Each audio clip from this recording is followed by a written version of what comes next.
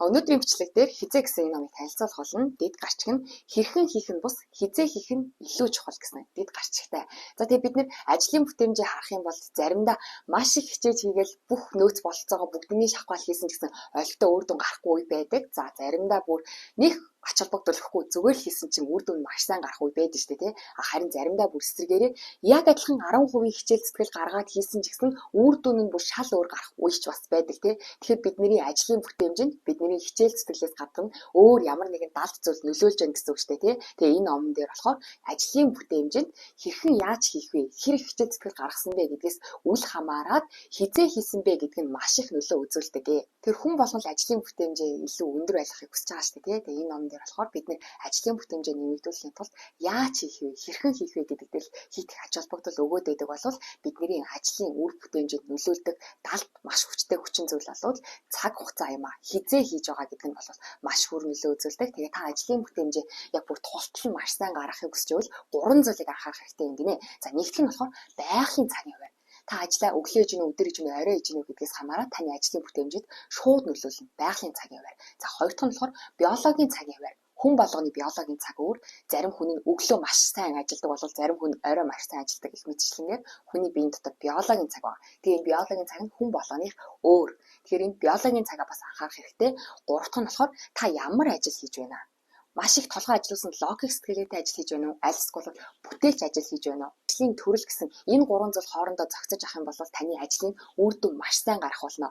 Харин энэ гурван зүйл чинь хоорондоо авцалдахгүй байх юм бол та хичнээн хичээсэн ч гэсэн ажлын бүтээмж чинь үр дүн олигтой гарахгүй гэж энэ номдэр хэлсэн байлээ. Тэгэхээр өнөөдрийн бичлэг дээр ажлын бүтээмжээ 100% сайжруулахын тулд бидний анхаарах ёстой байгалийн цагийн хуваар, бидний биологийн цагийн хуваар болон таны ажлын төрлийн тухай ярилцах болно. За нэгдүгээр нь болохоор байгалийн цагийн хуваар буюу энэ яг байгалийн өглөө өдөр орой гэсэн энэ нарны цаг биднэрт яаж нөлөөлдөг вэ тухай судалгаа хийсэн байлээ. За нэгдүгээр нь болохоор Twitter дээр судалгаа хийсэн байгаа хгүй. Twitter дээр хүмүүс өглөөний цагаар ямар пост оруулдгийг, өдрийн цагаар ямар пост оруулдгийг, оройн цагаар ямар пост оруулдгийг бэ гэдгийг судалсан чинь хүмүүс ер нь бол өглөөний цагаар маш эерэг пост оруулдаг, өдрийн цагаар ерөнхийдөө сөрөг пост оруулдаг, оройн цагаар болохоор буцаад ингэ эерэг пост оруулдаг гэсэн ийм юу хэлбэрийн тийм сэтгэл хөдлөлтөй хүмүүс пост оруулалтыг гинэ. Тэгээд энийг нь ажиглаад судлаачид нь судалгаа хийсэн. Тэгвэл хүмүүс өглөө айгүй эерэг байдгийн чинь чухал ажлаа өглөө хийвэл тий одоо хурал зөвлөгөө ч юм уу ямар нэгэн хүнс зөвшөөрөл авахдаа өглөө хийвэл ажил тэр нь бүтэх магадлал өндөр байх юм байна. Өдөр бол маш бүтэх магадлал бага байх юм байна. Тэгээд орой бол дахиад бүтэх магадлал ихсэх юм байна гэдгийг судалгаагаар баталсан. Тэгэхдээ Twitter сошиал гэдэг чинь бид нэг яг тэрэн дээр 100% өөрхөн сэтгэл хөдлөлийг гаргадаг шүү дээ, тий. Гэхдээ уйлаа сууж исэн ч гэсэн сошиал дээр би инээж гинэ гэж бичиж олно шүү дээ, тий. Тийм учраас судлаачид болохоор энэ Twitter-ийн судалгааг нягцаасан юм байлээ. Тэгсэн чинь судлаачид нь дахиад яг хүмүүсээс юу байсан? Та өнөөдөр өглөө юу хийсэн бэ? Өдөр юу хийсэн бэ гэж яг шууд судалгаа аваад тэр хүмүүсээр өөрсдөөс нь бичүүлээ, тий. Би өглөө ийм ажил хийсэн, ийм ажил хийхдээ миний сэтгэл санаа ийм байсан. Өдөр би ийм ажил хийсэн, сэтгэл санаа ийм байсан. Орой ийм ажил хийсэн, сэтгэл санаа ийм байсан гэдэг хүмүүсээс яг судалгаа авсан юм л да. Тэгсэн чинь хүмүүс яг бас тэр судалгаан дээр нь гэсэн давхцаад өглөөний ажиллаа хийж явахдаа өглөө хийж явахдаа ямар ажил хийж байгаа вэ гэдгээс үл хамааран өглөө л ерөнхийдөө сэтгэл санаа сайхан байсан, өдөр бол жоохон онцгой байсан, харин орой бол дахиад сэтгэл санаа эерэг байсан гэсэн ийм яг адилхан хариуг үзүүлсэн гинэ. Юу хэлбэртэй хүний сэтгэл санаа байгалийн хуулийг дагаа тий. Тэгээ энэ бол зүгээр тийм зохиолмол хин нэгэн хүн мэдрэмжээ ч юм уу өөрийнхөө зүгээр нэг хүний кейс туршлагаар бичсэн ном биш, маш их судалгаа шинжилгээнд үндэслэж бичсэн ном байлээ. За тэгээд энэ байгалийн цагийн хуваар үнэхээр бидний сэтгэл санаанд нөлөөлдөг үү, ажлын бүтээмжид нөлөөлдөг үү гэдгийг захирлуудын хурал дээр жишээ авч судалгаа хийсэн байлээ. За захирлууд байгууллагын удирдлагууд гэж бодох юм бол маш сахилга бат өндөр хүмүүс шүү дээ, тий. Тэд нэг өглөө боллоо гэж амар нэг хөөрөө дахгүй өдөр ихэнх хүмүүсийн сэтгэл санаа ундаг гэсэн ч гэсэн тэр захирлууд өдөр болохоор тэг сэтгэл санаагаар унаад иж болохгүй шүү дээ, тий. Ягаад гэвэл захирлууд байгууллагын удирдлагууд гэдэг чинь сахилга бат маш өндөр хүмүүс байдаг. Тэгээд тэр хүмүүсээс судалгаа авсан юм л да. Яг хурлыг өглөө хийвэл ямар үр дүн гарч ийн, өдөр хийвэл ямар үр дүн гарч ийн, үдээс хойш хийвэл ямар үр дүн гарч ийнэ гэдгийг судалсан чинь захирлууд нь хурал дээр ашиглаж байгаа үгүүд нь өглөө болохоор маш эерэг үр дүн, эерэг зүйлийг ярьдаг. Хурал дээр захирлууд нь маш сахилга баттай өндөр хүмүүс шүү дээ, тий. Тийм хүмүүс байтал тэр хүмүүс ч гэсэн байгалийн цагийн хуваарийн дагуу өглөө хурал хийх юм бол маш эерэг зүйлийг ярьдаг. Өдөр хурал хийх юм бол жоохон сөрөг зүйлийг ярьдаг. Зарим хөрөнгө оруулагч нар нь жоохон ямар нэгэн зүйлийг шаардсан ч гэсэн өдөр хэрвээ шаардах юм бол жоохон болохгүй бүтггүй талаас нь ярьдаг. Тэгээд захирлуудын хурал дээр юу ярьсан бэ гэдгээс шалтгаалаад байгууллагын хувьцаа шууд өөрчлөгдөн шүү дээ, тий. Тэгээд энэ судалгааны хариуд нь хэрвээ өглөө захирлуудын хурал болох юм бол хувьцааны үн өсдөг. Өдөр хурал болох юм бол хувьцааны үн багасдаг гэх мэтлэнгээр бүр хизээ хийсэн бэ гэдгээс хамаарат яг адилхан захирлууд, яг адилхан хувьцаа эзэмшигч нартэйгээ яг адилхан агуулгаар хурал хийсэн ч гэсэн өглөө хийх юм бол захирлууд байсан ч гэсэн тэр байгалийн цагийн байрын дагуу эерэг зүйл яриад, эерэг зүйл ярьснараа хувьцааг нь өсгөөд өдөр хурал хийх юм бол байгалийнхаа цагийн байрын дагуу сэтгэл санаа жоохон сөрөг болоод сөрөг зүйл яриад тэр нь хувьцаанд нь шууд нөлөөсөн гэдгийг судалгаагаар баталсан байлээ. Тэгээд энэ захирлуудын хурал дээр гэдгийг ингэж амар тодтогч хэлж байгаагийн шалтгаан гэх юм бол захирлууд гэдэг чинь саяны хэлсэнчлэн маш сахилга баттай хүмүүс шүү дээ, тий. Гэхдээ тэд нар маш сахилга баттай өндөр хүмүүжлтэй хүмүүс байсан ч гэсэн байгалийн цагийн хувьд энэ хүмүүст ингэж нөлөөлж байна гэдэг чинь тэгвэл бид нар шиг жоохон жирийн хүмүүсийн байгалийн цагийн хувьд бүр илүү их нөлөөлнө гэсэн үг шүү дээ, тий. Тийм учраас та одоо чухал ажиллаа ч юм уу, хүнээс зөвлөгөө авахар ч юм уу, эсвэл хүнтэй уулзах гэж байгаа бол өвдөөс өмнө өглөө хийвэл зүгээр юм байна. Өдөр бол таны ажил жоохон бүтэмж муутай ах юм бол тэр нь та чадвар муутай гэсэн үг ш. Байгалийн цагийн байрахын дагуу та жоохон сөрөг болсон. Таны уулзж байгаа хүмүүс, хамт ажиллаж байгаа хүмүүс ч гэсэн сөрөг болчихсон учраас тэр өдөөс хойш ажил хийгээд ажлын бүтэмж чинь унаадах юм бол тэр нь таны юм эсвэл хамт олонны чинь буруу биш. Байгалийн цагийн хуваарийн дагуу та болон танаа хамт олон бүгдээр адилхан байгалийн одоо махан биетэй учраас байгалийн хуулинд захирж байна гэсэн үг байна шүү дээ, тий. За бидний ажлын бүтэмжинд нөлөөлдөг хоёр дахь зүйл нь болохоор ажлын төрөл. За өглөө бол эерэг байд юм байна. Тэгэхээр өглөө л хамаг чухал ажлаа амжуулаад өдөр үдээс хойш ч юм уу юу ч хийхгүй байж болох юм байна гэж бодож магадгүй, тий. За тэгтэл ажлын төрлөөсөө хамаарат энэ бас өөрчлөгдөх магадaltaй ингэнэ. За өглөө хүний нөгөө нэг эерэг байх үед болохоор хүний тарих маш сайн ажилдаг. Тарих сайн ажилдаг гэдэг нь логик сэтгэлгээ маш сайн ажилдаг. Логик сэтгэлгээ. Харин эсвэргээрээ бас бүтээлч сэтгэлгээг шаардсан зүйл байдаг шүү дээ, тий. Бүтээлчээр цоошин нэг сэтгэх, ямар ч холбоо хамааралгүй юмыг нэгтгээд цоошин санаа гаргах энэ бүтээлч сэтгэлгээ, логик сэтгэлгээ гэдэг чинь хоёр өөр зүйл шүү дээ, тий. Тэгэхээр номын зохиолч маань болохоор өглөөгөр бол хүний логик сэтгэлгээ маш сайн ажилдаг. Тийм учраас одоо математик ч юм уу, тий. Тийм хөө логик сэтгэлгээ шаардсан ажил хийдэг одоо нэгтлэн хүмүүс ч юм уу, тий. Тийм хүмүүс бол үдээс өмнө хийх хэрэгтэй. Харин урлагийн ч юм уу бүтээлч зүйл шаарддаг, тий. Урлагийн зохиолч бичдэг хүмүүс ч юм уу, тэр хүмүүс бол яг цоошин зүйлийг сэтгэхийг хүсэж байгаа шинэлэг бүтээлч ажил шаарддаг хүмүүс бол үдээс хойш хийх хэрэгтэй. Ягаад гэвэл үдээс хойш гэхэд бидний тархины үйл ажиллагаа унтарчихсан байдаг. Жоох ингээд ядарчихсан, унтарчихсан логик сэтгэл маань буурчихсан байхад болохоор логик сэтгэлийн унтрангууд бүтээлчээр сэтгэдэг. Ямар ч хамаагүй хоорондоо холбоо хамааралгүй зүйлсүүдийг хооронд нь ингэж нийлүүлж бодож цоошин зүйлийг гаргадаг ч юм уу, тий. Харин өглөөгөр бидний логик сэтгэлгээ хөгжсөн байдаг, илүү сайн байдаг учраас энэ хоёр зүйл холбоо хамааралгүй чинь энэ хоёрыг тусдан сэтгэж чаддаг. Харин орой бол бүгднийг нийлүүлэл базаа сэтгэждэг учраас одоо бүтээлч сэтгэлгээтэй бүтээлч ажил хийдэг хүмүүс бол орой хийвэл зүгээр гэсэн үг байгааз. Тэгэхээр номон дээр маань бас та зүгээр одоо өглөө таны тарих сайн ажилдаг гэж өглөө хамаг ажиллаж авахгүй хийж болохгүй. Та ямар ажил хийдэм бэ? Та танаас бүтээлч чадвар шаардсан тийм цоошин зүйлийг сэдсэн ажил хийдэг бол та логик сэтгэлгээ чинь унтарсан, ядарсан үдээс хооштой хийвэл зүгээрээ.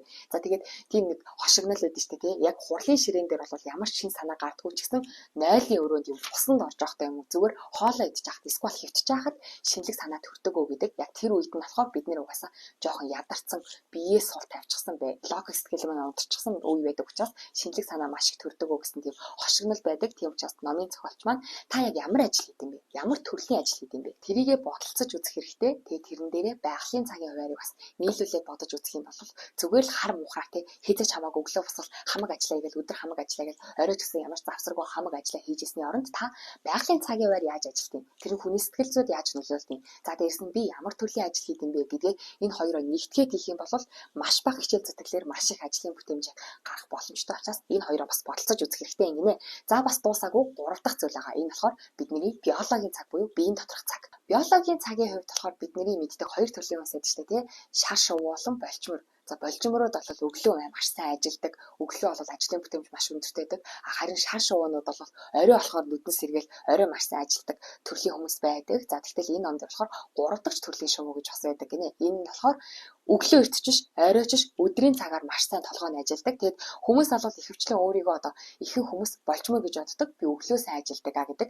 Харин цөөхөн идэ хүмүүс нь би орой сайн ажилдаг гэж боддог байтал яг судалгаа хийгээд үзсэн чинь ихэнх хүмүүс болохоор 3 дахь төрлийн шувууд буюу хит өглөөч хит оройч ер нь өдрийн цагаар маш сайн ажилдаг хүмүүс байсан юм гинэ. Тэгэхээр бид бодохдоо болохоор би өглөөний хүн үү, оройны хүн үү гэж боддог ч гэсэн бид нэр та бүхэн хоёр бол ихэнх хүмүүс дундлагын цагийн хуваартай байх магадлал өндөр юм гинэ. За тэгээд өглөөний хүмүүс одоо өглөө сайн ажилладаг болжмор төрлийн хүмүүс бол өглөө толгой сайн ажилладаг ажиллаа хийвэл илүү их үр дүнтэй шүү дээ тий. Харин шар шувуу төрлийн хүмүүс бол толгой сайн ажилладаг ажиллаа орой хийвэл зүгээр. Энэ шар шувуу төрлийн хүмүүс одоо түрүүн орой болохоор ингээд логик сэтгэлгээ унтардаг учраас бүтээлч ажлыг одоо орой хийвэл зүгээр гэсэн шүү дээ тий. Тэгтэл харин эсвэргээрээ та өөрөө жигтээсээ шар шувуу төрлийн хүн. Орой болохоор таны толгой сайн ажилладаг та шар шувуу төрлийн хүн болвол та эсвэргээрээ үдээс өмнө та жоохон унтаа ажлын бүтээмж байхгүй таны толгой жоохон унтцсан тийм унтаа үедээ бүтээлч ажиллаа хийвэл зүгээр гэсэн үг. Тэгэхээр хүн болгон өөртөө тий биологийн цаг яг ихэнх хүмүүс бол хэд өглөөч биш хэд оройч биш дунд үеэр бол илүү ажлын бүтээмж өндөртэй байдаг ихэнх хүмүүс гэж бичсэн байлээ. За гэхдээ яг та өөрөө ямар хүн бэ? Та үнэхээр өглөө болжмор уу эсвэл оройны шар шувуу юу эсвэл та тэр 3 дахь төрлийн шувуу юу гэдгээ бодолцож үзээд за тэгээд биологийн цагийн хувьар саяны хийсэн 3 зүйл. За дээрэс нь байгалийн цагийн хувьар өглөө өдөр орой хүний нарнаас хамаарат хүний сэтгэл санаа өөрчлөгддөг гэсэн. За дээрэс нь ажлын төлөө гэсэн энэ 3 зүйлийг нэгтгээд аль цагт нь та ажил хийвэл маш бага хичээл зүтгэлээр маш их үр дүн гарах боломжтой вэ? Аль цагт нь та маш их хичээсэн ч гэсэн олигтой үр дүн гарахгүй байж болох вэ гэдгийг тэр ажлын бүтээмжийн чинь юу нөлөөлж байгаа вэ гэдгийг энэ 3 зүйлийг бодолцож үзэх юм бол та хариуг нь амархан олох боломжтой юм байна. Та тэгээс бодоод үзээрэй тий. Зарим үедээ та ингээл нэг олигтой хичээгүйсэн ч гэсэн ажлын бүтээмж маш өндөр маш амжилттай тий хамт олонтойгоо юм ярьсан ч гэсэн бүгдээрээ санаа нийлээл айгуу гоё ажлын бүтээмж өндөр явц сайн байсан тэр үе бодоод үзээрэй. Тэр нь магадгүй өглөө ч юм уу байсан байж магадгүй шүү дээ тий.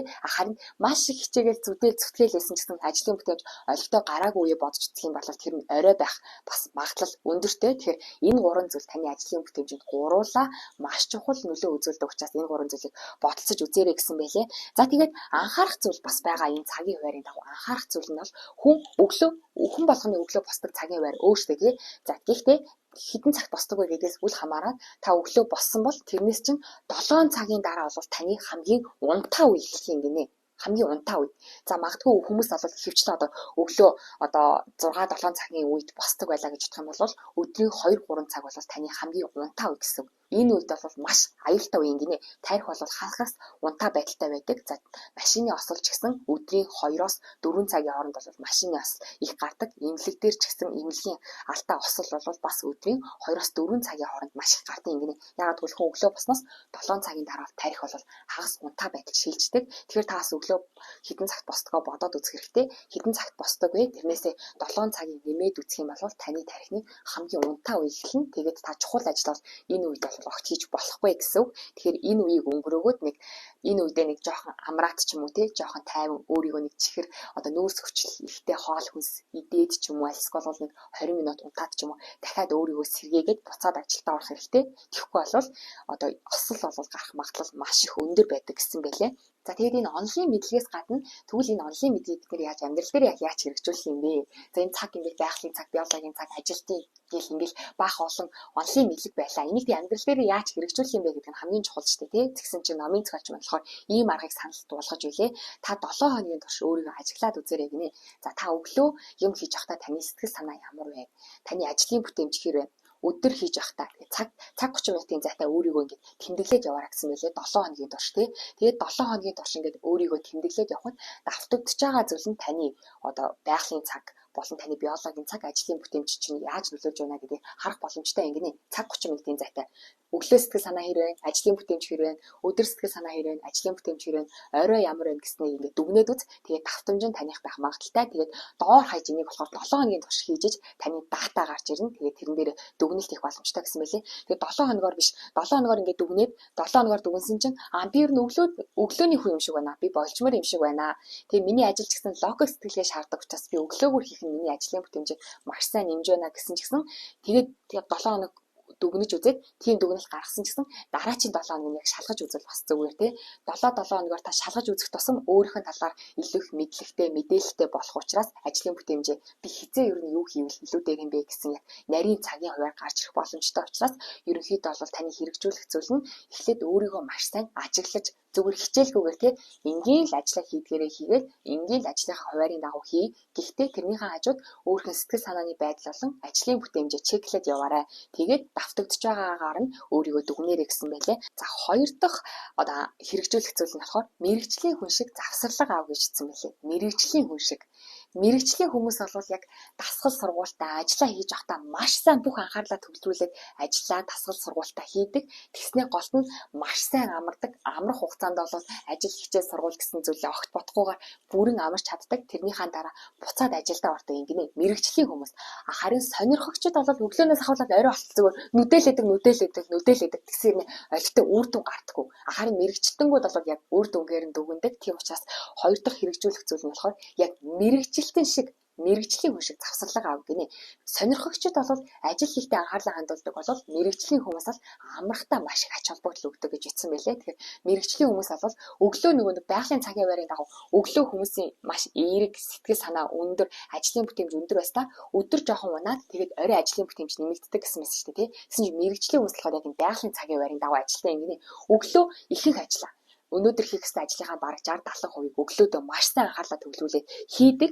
Тэгээд өдрийн цагаар тий яг нөгөө нэг түрүүн хосол аваар их гардаг тэр ажлын бүтээмж муутай байдаг 2-4 цагийн хооронд болохоор маш сайн нам амарч чаддаг. Тэгснээ буцаад ажлын бүтээмж өсөх тэр үед нь болохоор үлдсэн ажлынхаа 30-40%-ийг хийдэг ч юм уу тий. Мэргэжлийн хүмүүс болохоор ингэж ажилтан юм гинэ. Тэгэхээр та ажлын бүтээмжийг нэмэгдүүлэхийг хүсэх юм бол энэ ном дээр тэгжсэн байлээ. Та мэргэжилтэн шиг завсарлага аваад мэргэжилтэн шиг ажиллаараа. Тэгэх юм бол та одоо мэргэжилтэн биш байсан ч гэсэн яг мэргэжилтэн хүмүүс шиг ажиллаад эхлэх юм бол таны ажлын бүтээмж, ажлын үр дүн чинь яг мэргэжилтэнгүүдтэй адилхан болох болно гэж номын зохиолч маань хэлсэн байлээ. Тэгэхээр өнөөдрийн бичлэг дээр хизээ гэсэн энэ ном буюу хэрхэн хийх нь бус, хизээ хийх нь илүү чухлаа гэсэн энэ ном дээр үндэслээд таны ажлын бүтээмжид нөлөөлж яадаг 3 цагийн хуваар буюу байгалийн цагийн хуваар, биологийн цагийн хуваар мөн таны ажлын төрөл гэсэн энэ 3 зүйл таны ажлын бүтээмжид шууд нөлөөлдөг. Тийм учраас та ажлын бүтээмжийг нэмэгдүүлэхийг хүсэх юм бол хар муухраар үзхийн оронд байгалийн цагийн хуваар яаж таны ажлын амжилтанд нөлөөлдөг,